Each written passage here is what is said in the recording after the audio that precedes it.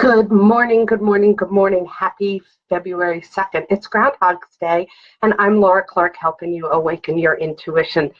So I wanted to share just three quick and easy tips today on how to awaken your intuition. Intuition is that inner wisdom that we all have. It's a muscle and it needs to be developed in order for you to be able to hear it consistently and understand it clearly. And why would you want to develop that? A lot of people said, why, Laura? Why? Because when you know those hits that you get, those downloads that people talk about, when you can follow them with great ease, it leads your path into more joy and abundance. And you're not going through life with angst. You're not going through life with fear. You're not going through life with the shoulds and the would-haves and I wish I could have of life. And because of that, your energy and your vibration stays higher and is raised, and then you're attracting more joy. And it's something that I don't know anyone who doesn't want more of it. So that's why you would want to awaken your intuition. But how do you do that? It's a crazy week. We've had a super full blue moon lunar eclipse, right?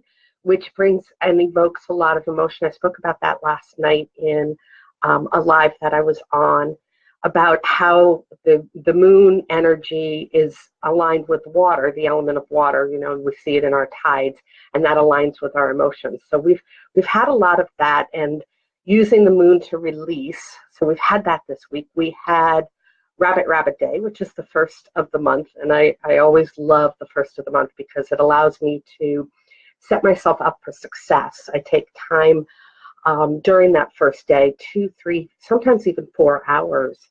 I set aside to look back on what I've done the last month and set myself up for success for the next month. And then today is Groundhog's Day. And not quite sure why Puxatawny Phil saw his shadow, because there was no sun in Pennsylvania, according to the reports. But he did. So he's going underground again for the next 6 weeks. And actually, I was disappointed at first, and then I was like, that's okay, because February is a good time to quote unquote go underground. It's a time where you can really reflect on how the beginning of the year has started.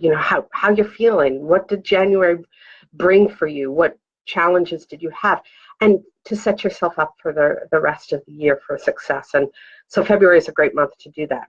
But the three quick tips that I have, really, I wrote them down so I wouldn't get sidetracked, is to balance your energies. We have this yin-yang in life.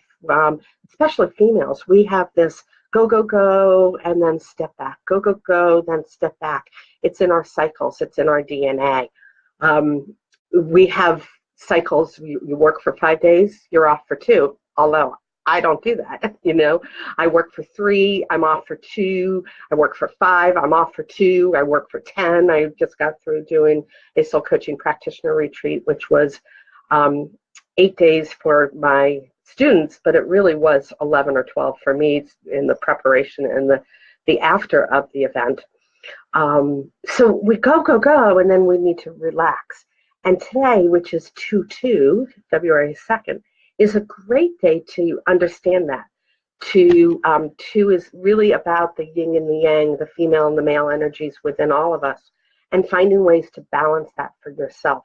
So that's the first way, because when you balance that, when you rest and you work, you see your purpose, you see your passion more clearly, and you take action according to that.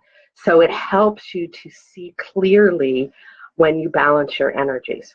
And when you see clearly, you hear clearly, and that intuition will come to you. The second is to do a brain brilliance list. A brain brilliance list is otherwise known as a brain dump. I don't like calling it a brain dump because, to me, when you're putting that when somebody says brain dump, it means that those thoughts and those ideas are going to the dump, right? They're not brilliant, but yet they are. We think so many wonderful things all day long, and if you create a brain brilliance list, you take that out of your head, you decrease the clutter in your head, but you have those brilliant ideas in front of you. So then you can really start to work on them and align them for your highest good. And you've cleaned out space in your head to make those things happen for yourself.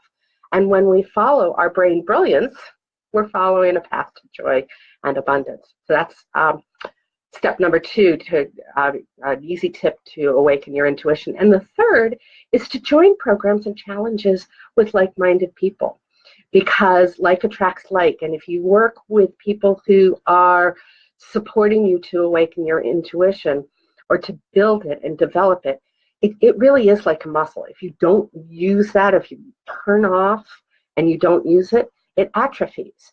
If you step into it and you build it and you develop it,